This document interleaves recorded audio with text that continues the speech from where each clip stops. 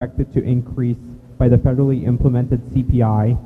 Be it resolved that the general meeting ratifies that the first year orientation fee increases by $1.82 to cover increases due to inflation as calculated by the 2017 CPI of Canada.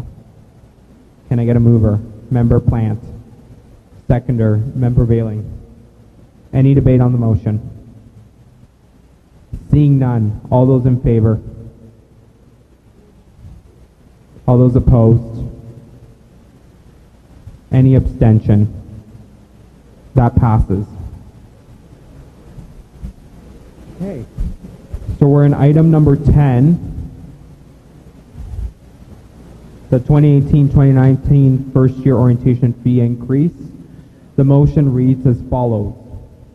Whereas the first year orientation fee funds orientation programming designed to transition first year students to the University of Waterloo, and whereas currently Fed's orientation department budget is funded through the Fed's operational budget, whereas upper year students should not be subsidizing costs for programming designed to meet the transition needs for first year students, be it resolved the general meeting ratifies the 2018-2019 first year orientation fee increase by $1.71 to cover all current budget expenses under Fed's orientation department budget.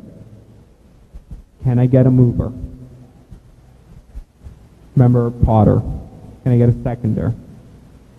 Member Catherine Seven. Any debate? Member Marcus. All right, so just quickly, I've noticed that there's no incoming first-year students here who can vote on this fee increase for themselves. But basically, the problem with this is we just increased it by CPI. I don't there's not really a clear need for another increase to the fee. Is the idea that it comes out of Feds? Yeah, so it's just moving the expenses from the Fed's fee and budget to the to be accounted in the first year orientation fee. So it's a transfer. So will the Fed's fee go down by this 171? No. No. So it is a... Yeah, of course, yeah.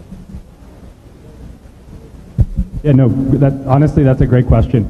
And we expected that to come, so I was going to be disappointed if nobody asked it. You're welcome, yeah, way to go. The answer to that is no, it won't go down.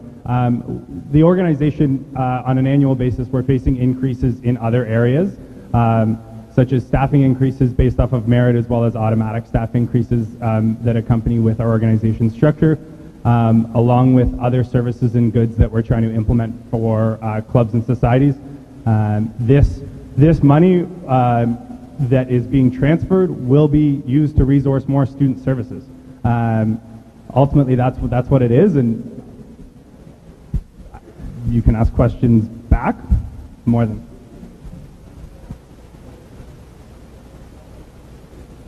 Yeah, I think it's just really important to point out that we're passing a lot of fee increases at this general... Does it work? Yeah. I think it's really important. We're passing a lot of fee increases at this general meeting, well in excess of 7%, which would double the fee every 10 years.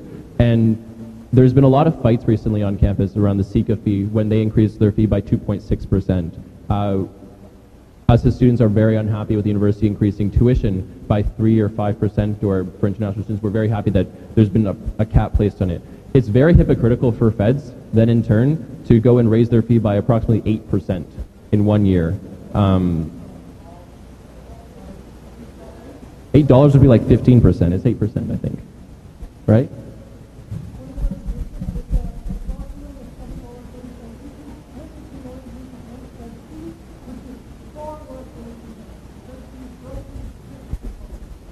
Well, 730 on 58 would be more than 10%.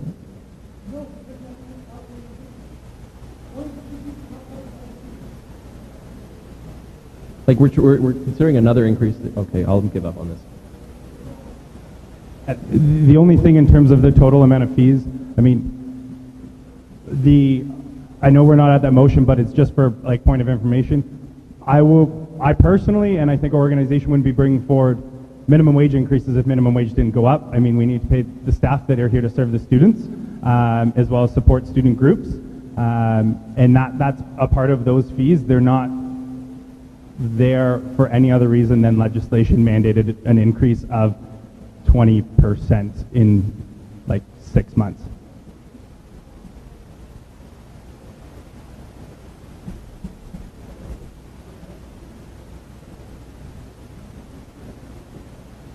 Okay, so any other discussion? Yeah, it's just that motion, it's been sort of pointed out, but it doesn't, it's not clear necessarily where that number was, how that was arrived at, or what that goes towards. I mean, to compare it to the minimum wage increase, I mean, we can understand where the minimum wage has been increased, and we can kind of see and do some calculation on our own, but I'm just a little confused. So maybe I'm the only one, but I'm not sure where that number particularly came from and what it's going to be spent on. For sure, great question. That amount and dollar amount / fee that's being proposed is actually currently funded by the Feds fee to support the orientation department out of the operating Feds fee. That comes out of the president's portfolio based off of their supervision. The idea of this is that it's providing services to the orientation department that primarily services first-year students in member transition, and therefore if we are providing services and goods for those students and say third, fourth, fifth years aren't benefiting from that programming that's happening, things like that, then those fees should be encompassed into a first year's orientation fee was the thought process on this. Does that make sense?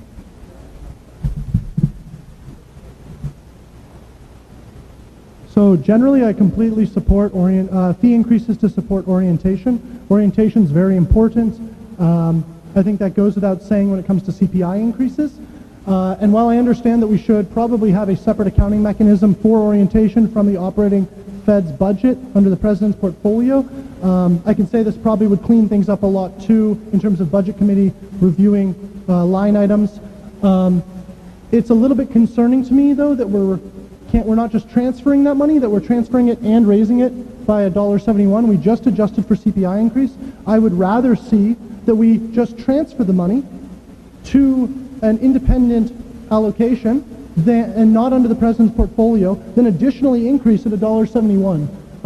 Further, I think more first years need to be part of that conversation. Marcus did point out a pretty good point. Look around, how many first years do you see? We all took value from orientation. I think it's very valuable, but why are we raising it to pay for things that aren't orientation? You know? I'd like to amend the motion. I'd like to amend the motion to read, be resolved, ratifies the 2018 first year tuition fee increase by 171 to cover all current budget expenses under Fed's orientation department. As well, I'd like to decrease the Fed's fee by 171 at the same time in order to. That's how it works. Yeah. Okay. More members that pay the Fed's fee, therefore it decreases in the amount, as opposed to limited amount of first years. So would you like to Just the decrease math. it by 1/4? We would need to do the calculation to get an accurate number for the meeting, which if you want to propose that amendment, like we can do that. Sure, refer to the board to decrease the Fed's fee by a certain amount. Sure. That's the motion to amend, yeah, sure.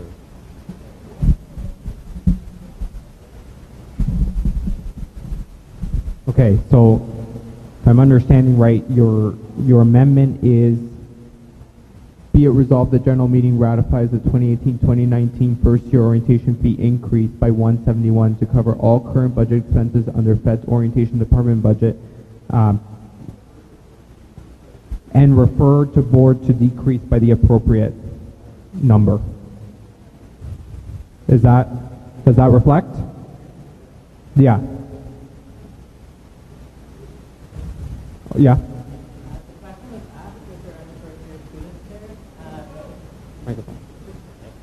I thought my voice was loud enough. The question was asked if there were any first-year students here that could give their input, and I would fully support these fee increases because $1.71 on top of the orientation fee is a drop in the bucket, and orientation is very important for first years, as you all know, as you were first years at one point. Thank you. So, okay, so we have amendment in front of us. I need a mover and a seconder for that amendment. Sorry, can you state your name? Maxwell? Max Fallhammer moves it. Seconder, Member Veiling. Okay, any debate on the amendment? Yeah, so the amendment is, be it resolved, the general meeting ratifies the 2018-2019 first year orientation fee increased by $171 to cover all current budget expenses under Fed's orientation department budget, and defer to the board of directors to make the appropriate equivalent fee decrease for the Fed's fee. Everybody clear on that? Any debate on that motion now that we have a mover and a seconder? Okay, so I'll put that amendment to a vote. All those in favor? Okay, so we might need counting. So leave your hands held high.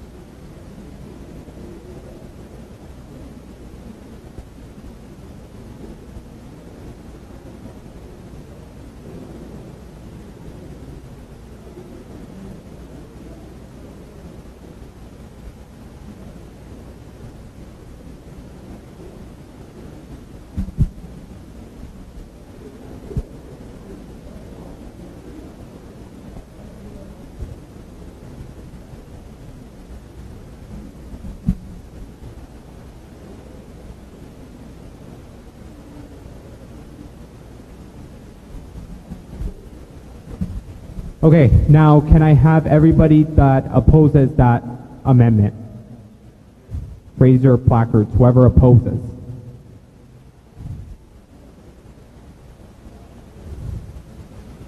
Okay, so that amendment passes.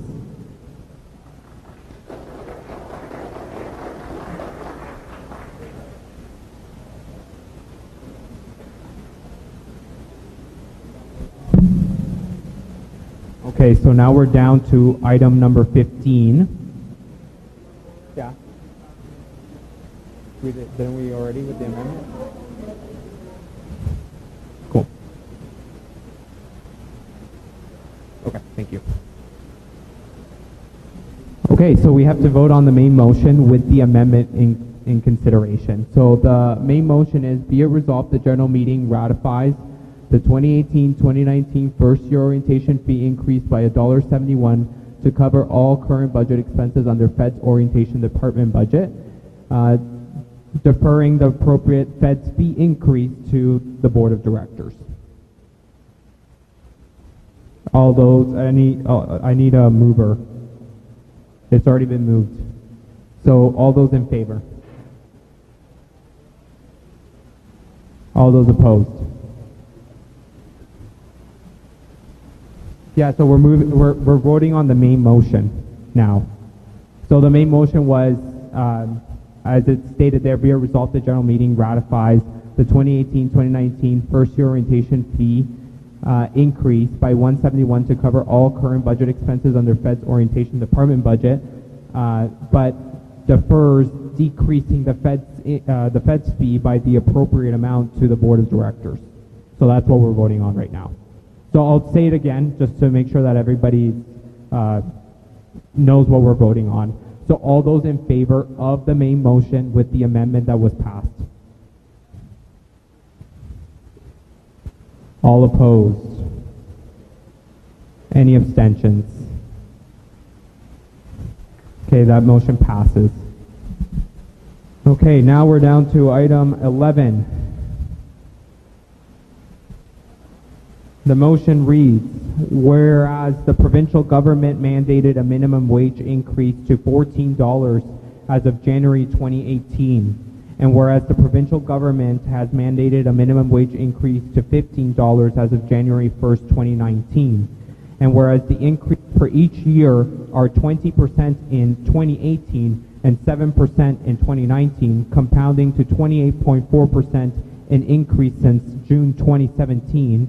And whereas this increase is specifically related to part-time salaries, non-commercial service units part-time salaries, and whereas the Federation of Students strives to provide part-time employment opportunities to allow for students to grow their experience and future employability, and whereas the Federation of Students has developed the minimum wage increase to envelope the minimum wage increase to $14 from June 1st, 2018 to August 31st, 2018, and be it resolved, the general meeting ratifies the Fed's fee increase by $1.90 to account for the 2018 minimum wage increase to $14 per hour for non-commercial service units.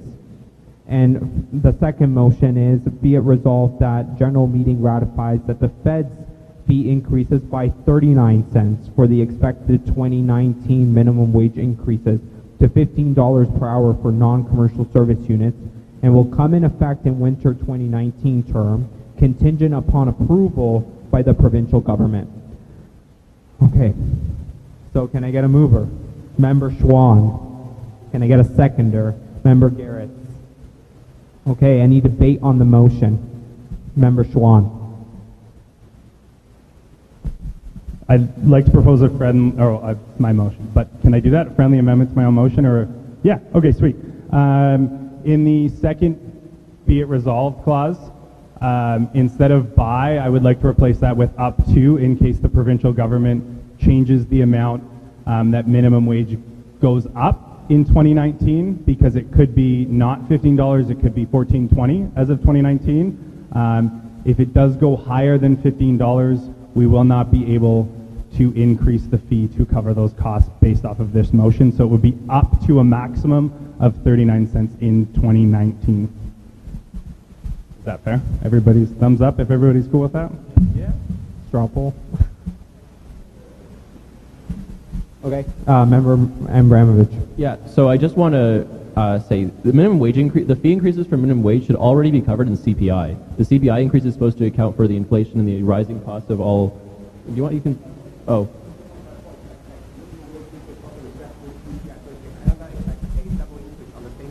Yeah, it's a double. Do you want to say it? Because I spoke before. Yeah. So, my name is Jerry Gu, and I'm opposing. Okay, my name is Jerry Gu, like Jarry and GU, and I'm opposing this motion. It's kind of because of like, I think like the minimum wage increase will reflect in the CPI, and if you are trying to increase like due to CPI next year again, and like increase due to the minimum wage increases, I guess it's a double increase on the same idea, so it shouldn't be allowed, and it's just like a plain price increase, but not reflected to like the price of products and services we're buying. Totally agree, in principle. That's how CPI is supposed to work, and that's how minimum wage is supposed to work. But unfortunately, the amount that it jumped, in terms of a percentage-wise, was much, much higher than CPI can cover off for this year. Like, tremendous amount, and we can see from the compounding interest, and even just on from the the $11.40 to $14 in 6 months, and then it goes to $15 a year later after that, which is aggressively high. Most provinces who have implemented this haven't seen a minimum wage increase at this quick of rate ever. And so to reflect that, we do need to account for the drastic changes in the amount of money that we can pay our students for work that they do. And I totally agree with you. I have no disagreements in principle. I just don't think that the minimum wage increase was reflective of that, nor was CPI for 2017. So one quick note just to clarify this a little bit more. CPI lags 1 year behind the growth rate for everything else. So just to be clear, yes, in principle, CPI increases should cover the inflation, including minimum wage, should be covered in CPI. It will not be for this year because the mandated implementation timeline for minimum wage is during this year, and the CPI increase to reflect this next year will be 1 year behind what we're currently at. So we would be a year behind, and we would be at a deficit for to accommodate that. So I would speak in favor of adjustments regarding regarding the minimum wage.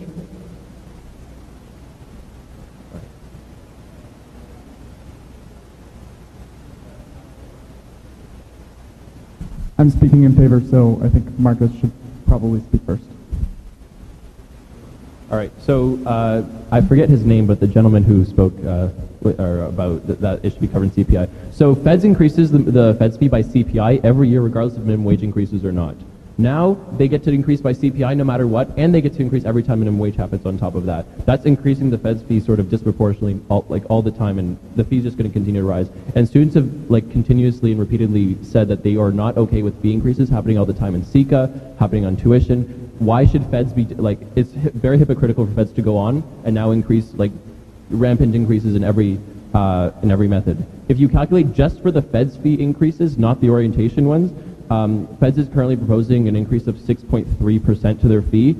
That's larger than that's about 2.5 times larger than SECA's fee increase that students were upset about. That's much larger than tuition increases by. It's a little stretch. And also, the president of Feds this year was elected on a platform of introducing a method to predictability in the Fed's fee increase. And it shouldn't be that we can predictably expect the fee to increase exponentially year after year after year, just for any policy change that happens for the government. And then the last thing I want to address is the 39 cents fee for the increase. It hasn't happened yet. We don't know if it'll happen. There's a new premier that's going to be elected in June. We don't know who that'll be. There's nothing in law to suggest that the minimum wage is going to go to 15. So passing this is very preemptive and a little silly, and just has a lack of respect for student money, even with the amendment to go up to 39 cents.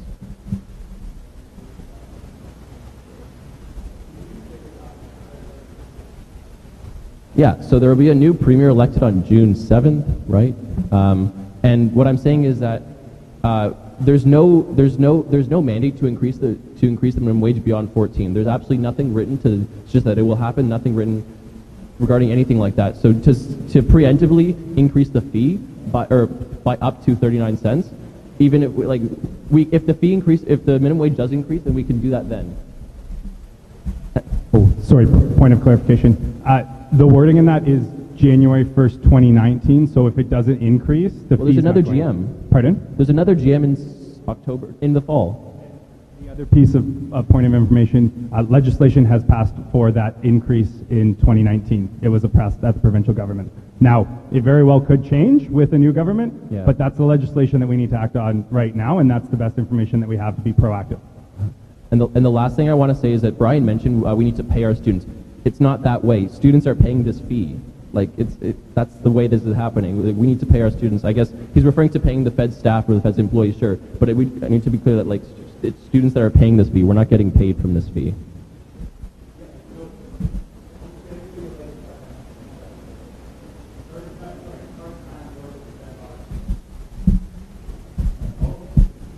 Yeah, so I would like to speak in favor of this motion. Specifically, when we're talking about CPI, we're talking about a basket of goods, labor not being one of those goods. Labor increases are reflected in the amounts that have come from labor for final products, such as I was looking through the list, potatoes.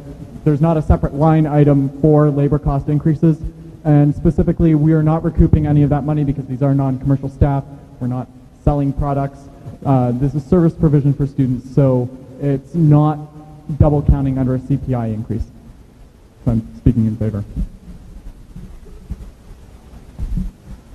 Okay. All right, so this is the last time I can speak to this motion anyhow, but I'd like to add a quick amendment. Hopefully it'll be friendly. Brian, let me know if it isn't. That none of these fee increases will go into effect if the incoming government reverses legislation for the increase. That way, I think it solves some of Marcus's concerns that we are just raising fees, a year in advance, but it also kind of addresses the need that if these things adjust, and if labor, like Matt said, is not included in CPI adjustment, then it allows us the flexibility to continue to provide the same level of service Feds provides without having to decrease expenditures for those services. Is that motion acceptable, Brian?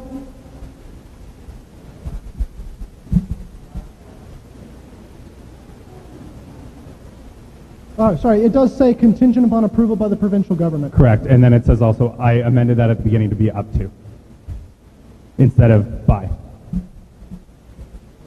Okay.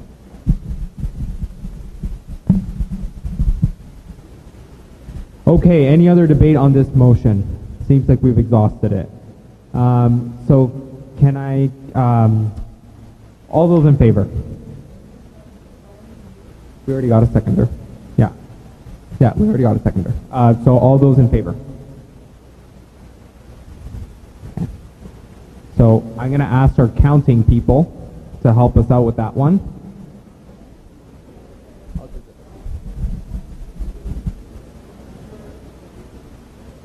Ballots really high, please.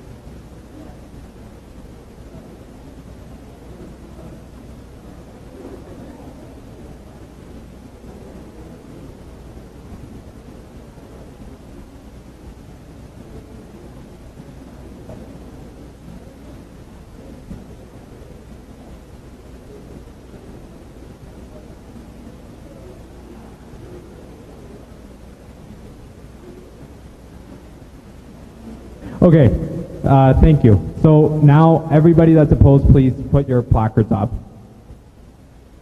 Okay, no need for counting. Any abstentions?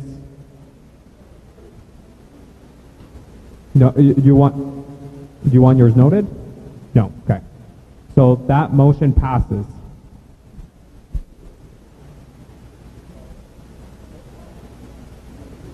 Okay, so we're now to item number 12, which is the Fed's fee increase to support the implementation of a racialized student-run service.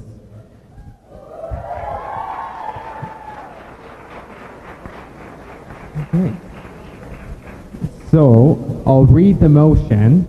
Whereas the University of Waterloo is not immune to racism and xenophobia, and whereas the Federation of Students believes that university has the responsibility to address the unique experiences of all marginalized students on campus, and whereas racialized students have identified service gaps that inadequately address concerns around their lived experiences on campus, and whereas part of the Federation of Students' mission is to address unmet needs until the university is able to do so and willing to partner, be it resolved the general meeting ratifies that the Fed's fee increases by 20 cents to support the implementation of a racialized student-run service. And be it resolved the general meeting ratifies the Fed's fee increases by $1 to expand operational capacity to manage all non-commercial student-run services. So before we get to a seconder and mover, we're just going to have a small presentation, verbal presentation by myself, who was one of the executive teams that worked with the folks that developed our proposal. And I'm going to go over a little bit of the background and precedents, and also the membership and evidence for need for this service. And then I'm going to invite our Vice President Internal, Jill Knight, to talk about the second part, the second motion here, which is the $1 to expand our operational capacity. So first, I want to talk about the background and precedents for this type of service. The need for services designed to meet the trauma-informed needs of racialized students on campus is not new. In November 2017, an article published by Vice News, University asks black students to prove minorities exist on campus, further highlighted the daily experiences and challenges of racialized students on campus, and our UW's community's continuing shortcomings in acknowledging their lived experiences and meeting their needs. Although the Federation of Students believe that it is the university's responsibility to address the unique challenges of all marginalized students on campus, as an organization, we feel it is time in our mission to meet those needs now until the university is able and willing to do so. As a result, since February 11th council meeting, myself and our Vice President Internal, Jill Knight, went through a consultation process with groups that represent racialized students to develop a research-informed proposal that ensures we are effectively meeting the needs of racialized lived experiences. Equity-seeking services are not unique to our organization. The proposed service for racialized students would join a list of equity-seeking services that have a proud, long, and rich history in the organization, including GLOW, Women's Center, the Food Bank, ICSN, the Sustainable Campus Initiative, and MATES. A service for racialized students would allow feds to become more intersectional in our service delivery approach. Other students' associations in the province have created student-run services to meet the needs of racialized and other marginalized groups on campus. For example, Ryerson Students' Union created and funds and operates a student-run service called Racialized Students Collective that works with Ryerson's community to eliminate racism and xenophobia both on and off campus through education and advocacy initiatives. These examples show there is a precedent set by these other student-led groups in the post-secondary sector for student associations to have a role in addressing the needs of marginalized, racialized minorities on campus. So membership and evidence for need. The mission of this student-run service is to address the unmet needs of racialized students on campus. However, this service is open to all undergraduate students to access and volunteer in. To prove the need for this service, we're using national, provincial, regional data because there is limited collection of race and other demographic data on campus and the broader post-secondary sector to understand the experience of racialized and other marginalized students on campus. The service's advocacy and education pillar will advocate to the university to address the data need gap to capture issues around representation, barriers to service, racial discrimination, the student experience, and retainment of racialized students. Oftentimes we look at our campus in isolation from the broader community it operates within and from the broader society it recruits from to convince ourselves that problems and injustices don't exist here. However, according to Statistics Canada, the Tri-City region, that's Kitchener, Waterloo, and Cambridge, ranks 3rd out of 34 census metropolitan areas for the highest reported rate of race-related hate crimes in Canada. These incidents are definitely also happening to racialized students on campus and in the broader community, which they are expected to call home for the next 4 to 6 years of their lives and having negative effects. A trauma-informed approach recognizes the term minority stress, which refers to personal stress from the experience and internalization of discrimination. The stress affects student satisfaction, level of isolation, and overall campus experience. Therefore, this service would be part of our efforts to address the broader learning environment through a racialized lens, which refers to elements and activities that take place outside the classroom, whether that's spaces, clubs, services, societies that determine and help encourage overall student success, that can be enhanced and created to eliminate barriers preventing racialized students' sense of belonging and success. Although all 3 pillars of the service try to address different aspects of the broader learning environment, the service's peer-to-peer service delivery pillar will look to address the need for access to peer-to-peer support services to address how racialized students are disproportionately and uniquely affected by mental health concerns and illness. Recommendation number 28 of the President's Advisory Committee on Student Mental Health showcases the research that highlights the real need to increase mental health service supports, including peer-to-peer support services. And recommendation number 10 for marginalized and disproportionately affected, which actually explicitly states racialized students as one category. Considering University of Waterloo's international undergraduate student population is around 20%, the need for this service will only continue to grow when we look at the intersection of international students and racialization. So that's it right now for the background, president, and evidence for need and membership. So I'll invite Jill on the stage to come up and speak for the $1 one, and then we'll get a mover and seconder and get the debate going. Okay, hi everyone. I'm just here to speak to the Be It Resolved. The general meeting ratifies the Fed's fee to increase by $1 to expand operational capacity to manage and all non-commercial student-run services. And so I just wanted to bring it to your attention. Within the past 5 years, Feds has onboarded 5 services. This is pending 6. So I'm here to just bring some light to the idea that the goal of this staff member is to continue to uphold the level of support we have for these student-run services. So our service manager currently oversees 21 to 24 student coordinators in a term. So we want to uphold that level of leadership. The service manager meets with the service coordinators on a weekly basis. With the additional staff member, this would obviously complement the onboarding of a new service, but it's important to note that this will also be a huge benefit to our current student-run services that we operate. With this staff member, it would allow for a higher level of strategic and more proactive conversations and support to happen. I'd also like to note that we will be working with the board to create the job description and the development and approval of these positions. Thank you. Okay, so I need a mover for this motion.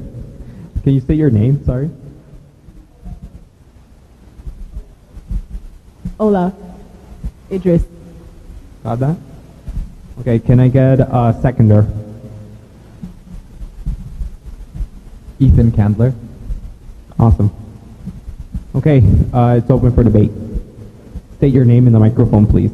Hi, my name is Cosmin, and I'd just like to ask a question. Your last name, sorry. Oh, so Cosmin Georgia.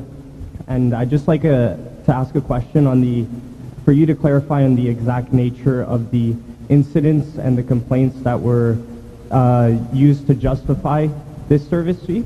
Because if I were to look at the UW police report in 2017, I wouldn't find a single incident of hate crimes being committed on campus. Yeah, absolutely. So the Statistics Canada data it's regional, so it includes all Tri-City areas. Yeah, it includes all Tri-City areas. So that's the stat that I pulled. I did acknowledge that there was a data gap in terms of on-campus reporting mechanisms, and that's why we don't really have an accurate portrayal of what's actually happening on campus. And as I mentioned, it's not something that we can't look at our campus in isolation. Go ahead. Yeah, thanks, Antonio. So I'd like to speak in support of the motion.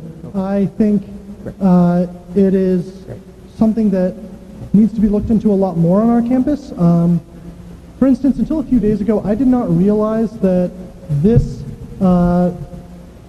municipality or this region had the third highest.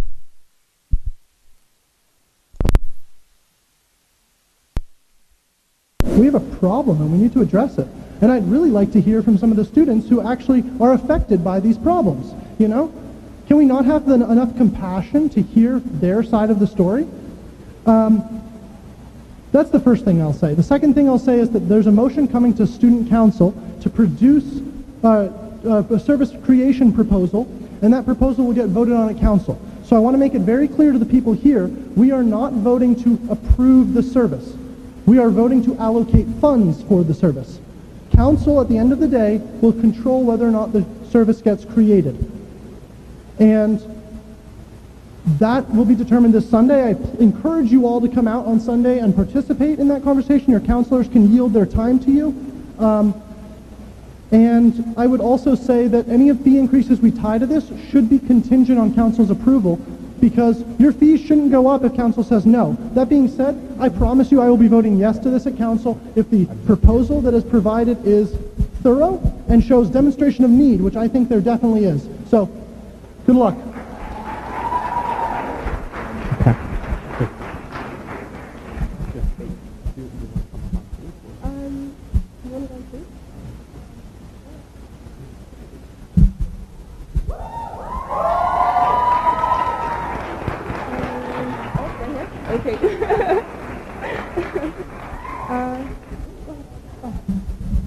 Hi everyone, my name is Elisa and I am a 4th year student in the Peace and Conflict Studies program. My name is Victoria and I'm a 2nd year student here in the Health Studies program. First and foremost, thank you all for being here. This is a momentous day for many reasons, and we're happy to be here with you today to vote on such an important issue, and your presence here is invaluable. So, today marks a really important opportunity for us to use the power that we yield as students to make the University of Waterloo better. Many have asked why a racialized service is necessary and why should all students pay for it, and it's often forgotten that racism is an interactive process. While there tends to be a set group of people that experience acts of racism, there are also active perpetrators, albeit sometimes unintentionally. Many of us have had experiences where a presence on this campus has been speculated about and questioned. Just 2 weeks ago, some students accusingly asked us if we even go here, while we rehearsed for a cultural caravan in St. Jerome's residence. For this reason, it is necessary to acknowledge that racism is not the responsibility of only one group, but an entire community. And we should all be invested in making not only this campus, but our Canada better for everyone.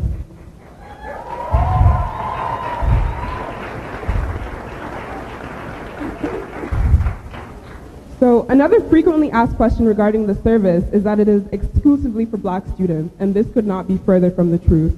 This service will exist for people from all racial backgrounds. This will be a space that will be used to foster open and educational dialogue on race and racism, address experiences of discrimination, and to simply promote positivity, which is exactly what this campus needs during this time.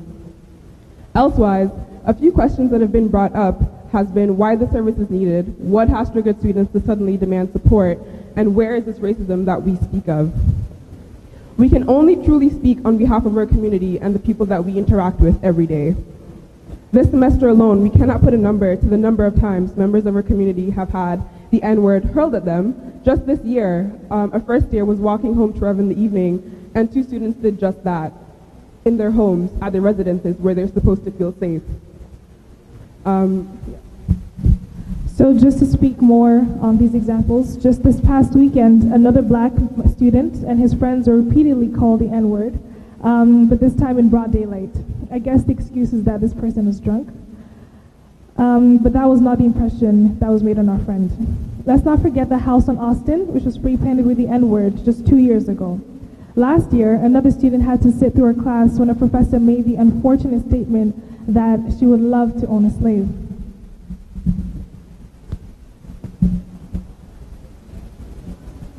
So everyone uncomfortably turned to the only Black student in the classroom, and the professor corrected herself, and she said, "Oh, I meant a white slave," as though slavery is okay to begin with. On top of this, there have been numerous acts of xenophobia that were directed towards our fellow Muslim students. As you can see, these experiences are not few and far in between. They happen more often than many of us think on this campus. And the thing about racism is that you never truly know that it exists until you are the recipient of it. Almost every one of us present here has a similar story, and probably a few of those. But we stand here today to say that yes, racism exists, and yes, we can make a difference on this campus. We simply want to have a space that can assist students who need support in dealing with anger, frustration, and the lingering emotions which come as a result of these experiences. With your support and 20 cents, we can do that. And it must be said that this isn't simply about the money. The mere existence of the service will act as a symbol and reminder that hate will not be tolerated on this campus, and ignorance can no longer serve as an excuse.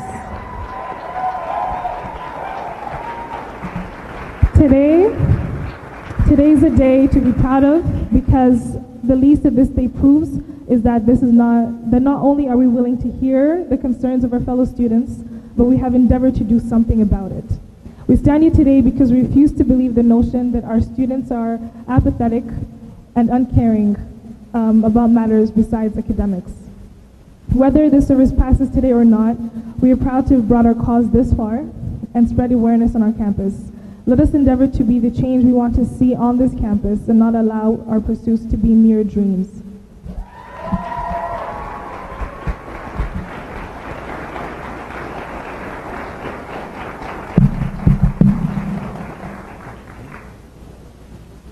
I'd like to call the question.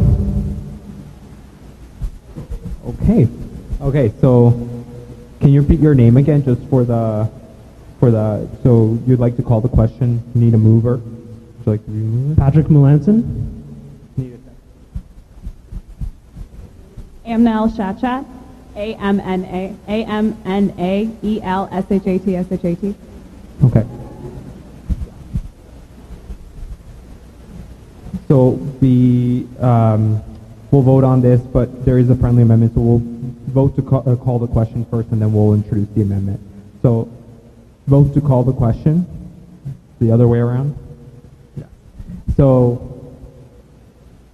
Yeah. Okay. So first, before we call the question, we're going to introduce a friendly amendment be it resolved the general meeting ratifies that the Fed's fee increases by 20 cents to support the implementation of a racialized student-run service, contingent on the approval of council, proposal from council. So that's a friendly amendment.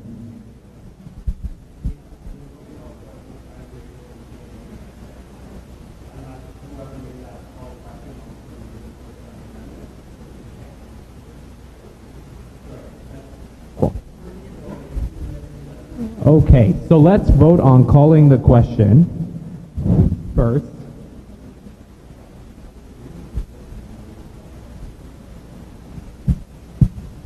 Robert.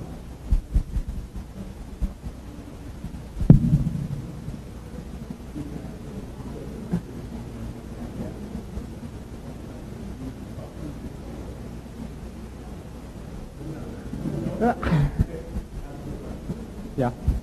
Okay. So, all those in favor of calling the question? So what we're voting for is that we go back to the main motion, right? And vote. Okay. So Patrick withdraws calling the question, which now allows us to introduce the friendly amendment. Okay, so the friendly amendment is be it resolved the general meeting ratifies that the Fed's fee increases by 20 cents to support the implementation of a racialized student-run service contingent on council approval. So, So just a point of clarification for the general meeting here. Today we are approving the fee increase associated with funding this service. The creation of a student-run service falls under the purview of council, right? So it's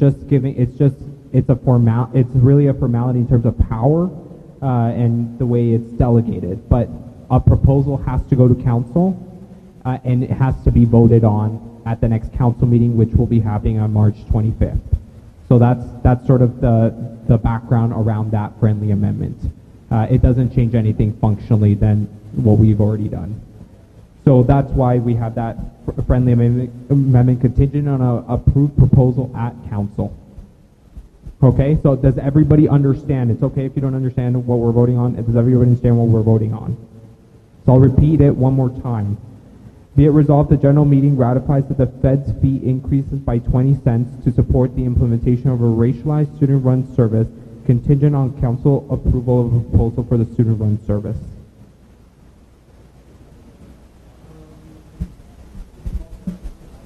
Yeah, so like, I need a,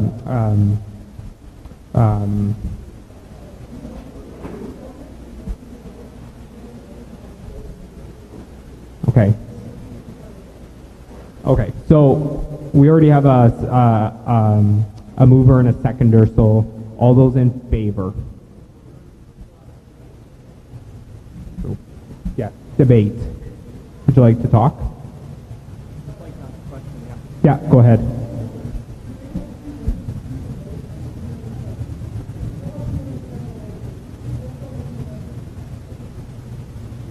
Okay, ask your question. I don't have anything to say about the amendment. Okay. Would you like to speak on the amendment? Yeah. No, or like the motion with the amendment. You can speak if you'd like. Okay. Yeah. Yeah, I want to talk. I love having access to a microphone. Oh yeah, so I know sometimes there tends to be a tendency, same, I'm smart. People have a habit of saying they support something, but then like when it comes time to show their support financially, they tend to withdraw. And this 20-cent increase and then the $1 increase is such little money. Like I've seen you all at Tim Hortons buying an artery clogging donut and a coffee full of sugar and cow products. We're not going to talk about veganism. And like as somebody that has felt unsafe on this campus and has been attacked on this campus, and for the person that says that there are no statistics, yes, there is a data gap. Like if you want to know how many black students there are on average in Canadian universities, you cannot find that number because race and ethnicity and like also not to mention like indigenous issues have been so swept under the rug that people don't even think to ask these questions. Like I am a bisexual lady person and I go to the Glow Center and the Women's Center all the time, and those resources have like, not to be dramatic, have like saved my life and improved my life and have helped my friends around me. And I am disappointed.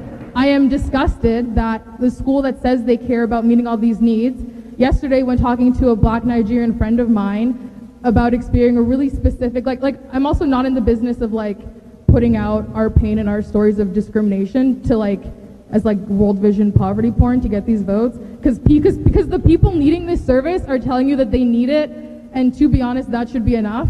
But anyways, yeah, like just telling me the specific problem and me not being able to point her to anyone on campus besides myself, who is not a professional. I have no degree in like race relations or peer support or mental health giving. I just have my personal experience, and it is a goddamn fucking shame that I was the best resource that she had at this school that we are giving so much money. And I think we cannot say that we are on top of innovation and stuff when I don't feel safe in the math building, when I hear some white dude in MC on the 6th floor with dreadlocks and no sandals, they never have sandals, talking about the N-word and how nothing good has ever come out of Africa, and just like these, like racism is something so ingrained into our society, it's so hard to see it. And I think, or even like if any, like has anybody here taken like Math 135? Okay, you guys know the beautiful Chinese remainder theorem, and how it is the only theorem that we learned that is called the Chinese remainder theorem instead of Sun Tzu's theorem. Like we know who made up the theorem, it was a Chinese general, and we can say Bezout's lemma, and we can say Euler's formula, but like even something so small as like Waterloo University not writing this man's name, and instead just calling it the Chinese remainder theorem instead of Sun Tzu's theorem, like I feel like it's a shame that our school has no board, no committee, nothing, that problems as small as that can be directed to, that problems like my friend feeling really homesick can go to, like me being attacked by a xenophobic woman on the way to St. Jacob's Market can be reported to and have the police take seriously. There's all these different tiers of things involving race and ethnicity and black and indigenous issues and with people of color, and there's no one at the school trained to handle that, which is inappropriate. So that's it for what I have to say.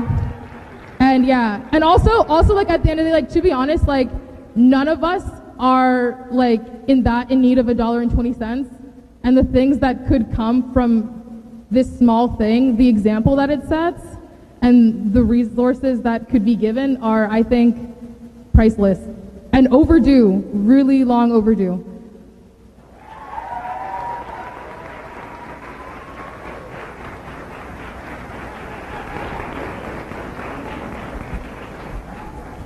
Okay, so we're back to the main motion. So the amendment was friendly, so we don't actually have to vote on the amendment. So we're just back to, it's already been moved and seconded. So we'll start with the first be it resolved statement, the 20 cents, and then we'll move to the next one. Okay. Like the whole thing? Okay. Yeah. Okay. So I'll repeat the motion once again so that we know what we're voting on. Be it resolved that the general meeting ratifies that the Fed's fee increases by 20 cents to support the implementation of a racialized student-run service contingent on council approval of a proposal. And be it resolved that the general meeting ratifies that the Fed's fee increases by $1 to expand operational capacity to manage all non-commercial student-run services. Okay, all those in favor? Okay, all those opposed? The motion passes.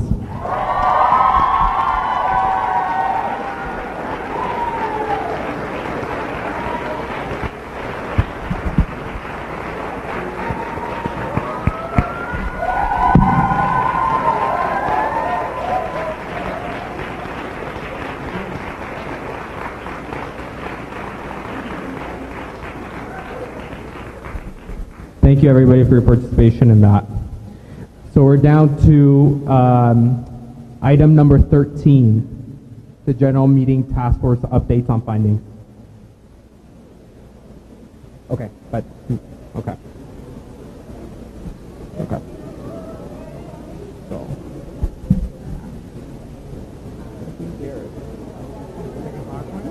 Yeah, it's PowerPoint. It's like wherever. Yeah. So I'm meeting task force update. So I'll introduce. Hi, folks.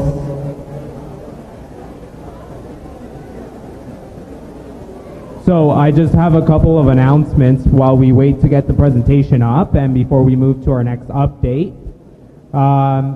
So for Budget Committee, the at-large member is John Hunt. The counselor is Elizabeth O'Sullivan. So congratulations to those folks. Yeah, and the board seats are claimed by the two candidates to put their name forward. Thank you.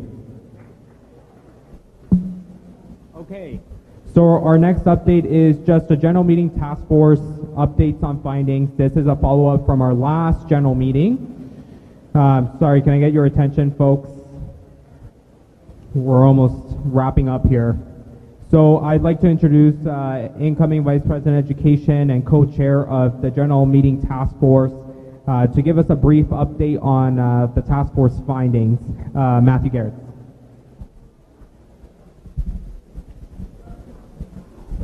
Thank you, Antonio. So I'm going to breach some PowerPoint etiquette here, and I'm basically going to read off the slides because this is a very good summary. For context, at the last general meeting, the general meeting voted to direct board to create a committee to discuss engagement at general meetings, why we don't get as much engagement, and how we can get more engagement in the future. To this end, we were asked to explore a number of items regarding how general meetings work, the prospect of electronic voting, and dealing with the relationship between general meetings and council. So we are still meeting. We have not concluded our work, but this is just an update for your guys' information. We're exploring having annual general meetings move to a meeting of council delegates.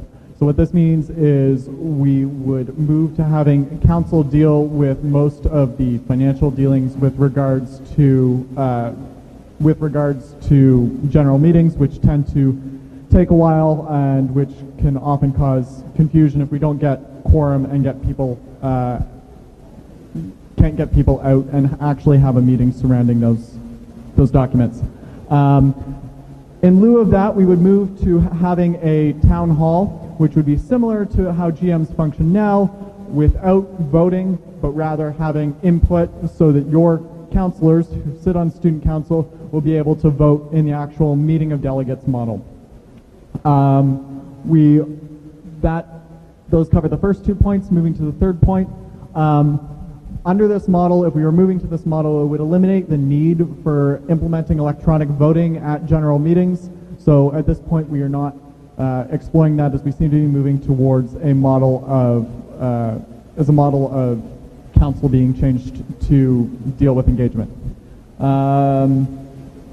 That is the brief overview. I will entertain any questions either now, or you can shoot me an email at another point, or Antonio, and we can answer it perhaps a little more eloquently than I just did. Does anybody have any questions?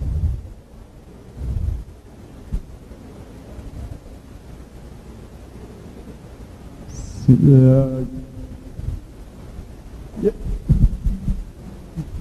Like a microphone? Oh. So apparently I wasn't speaking loud enough. Apologies, everyone. I'm going to go through that again quickly. So we're moving to changing how general meetings work. We would no longer have general meetings necessarily voting on items. Instead, it would be more of a discussion, a Q&A panel between the Speaker of Council, Chair of the Board of Directors, and your Fed's executive. That would be used to inform decisions that are undertaken at a meeting of delegates. So your counselors who currently sit on student council would be empowered to make decisions in the same way that a general meeting does. That's the gist of it.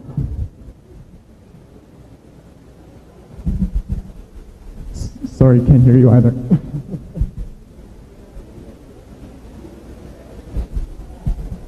This section going to be taken to a vote right now. Yeah, so just to clarify, essentially from that, students wouldn't be able to make individual votes on motions anymore. Instead, they would vote for representatives, and then those representatives would make decisions based on their behalf, correct?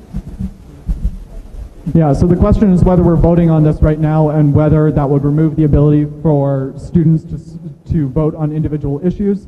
We are not voting on this right now. This is just an interim report. Any changes to the Fed's bylaws would have to be implemented by a general meeting. So this is not final. This can't happen without the consent of a general meeting. And to answer the other half of the question, yes, you would not be able to directly vote on many of the matters that would normally come to a general meeting. That would be delegated to your counselors. Is having Seneca speak amenable? Yeah, one quick addendum to what he said. If students did not like actions under this model taken by student council or the board, you could still requisition a general meeting, which means you can get students to sign saying, I want a general meeting, I want to vote out people, or I don't like what student council did. So there's always going to be a means to do that if that's part of your concern. Do we have any other questions from the floor? And I'll reiterate, if you have any more questions that come up later, or there was anything that you didn't understand, feel free to send myself or Antonio. Our emails are up here, and are these slides going to be posted on feds.ca? They're not? Okay, I'm going to ask that Antonio put those up so that you have access to both our emails to send us questions if any questions come up. Thank you for your time, everyone. Okay, thank you, Member Garrett. Okay, perfect. So we're down to item number 14, Board of Directors Executive Compensation Update. I'd like to welcome AJ Ray, the chair of our board, to give this update. Hi folks, how are we all doing? Thank you all for coming out. Appreciate you guys engaging with us. Just to let you know, the last general meeting there was a motion before us to cut executive salaries. The motion did fail at the general meeting. However, the board, recognizing the concern expressed by students, elected to conduct a executive salary review. Unfortunately, we did not engage University of Waterloo HR at this stage, as they're currently backlogged with about probably close to a couple hundred, if not 1,000 job descriptions they have to review as part of the minimum wage increase and some other changes to university policy. So we'll be engaging with them next year. We are in the pipeline, quote unquote, to be assessed. However, the board did undertake its own activity-based analysis of the job descriptions of our executive. And from what we returned from those numbers using StatsCan methodologies, there's nothing surprising about it. Our salaries seem to be in line with what they currently are, but we'll await further professional analysis. So please stay tuned over the coming year, and to whoever is on next year's board, the best of luck, and we thank you for engaging. Thank you, Mr. Ray, Chair of the Board. Okay. So the question for the chair, AJ, will the results of that report be public? Yes. Okay, so we're down to our last item, adjournment. Can I get a mover to adjourn the meeting? Member Potter. Can I get a seconder? Mr. Schwan. All those in favor? Perfect. Before you move, that passes. Before you move, make sure to keep your tickets so that we can provide some food. We have pancakes, we have bacon, and we have some coffee. So grab some pancakes, bacon, and coffee. Yeah. Your placards are your food ticket. Thank you.